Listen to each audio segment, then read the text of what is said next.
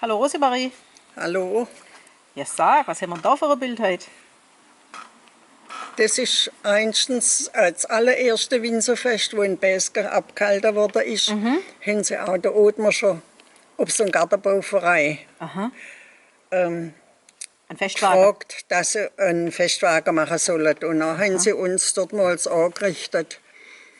Also mein Onkel Hermann ist dabei gewesen und der Heckels Paul, später Bullis, und auch die Gertrud. Und also gerade im Bullis, im Heckels Paul, seine Schwester, die Liese, Heckels Liese, die ist dabei gewesen.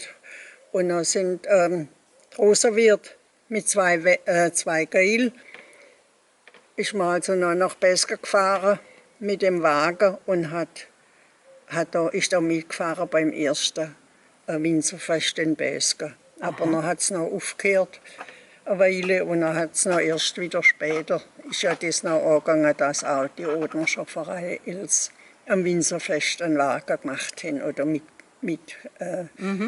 gemacht haben im Festzug. Und heute ging es gar nicht mehr ohne Ja, Ottmarsheimer, weil Ja. nämlich die Fettis so viele Wege hin. ja. Okay. Ja gut, danke. Tschüss. Tschüss. Hey Leute, hat's euch gefallen? Dann guckt doch öfter mal in meinen Kanal rein. Oder auf meine Homepage, da hat's ein ganz nettes Programm. Bei uns ist nämlich etwas Butter.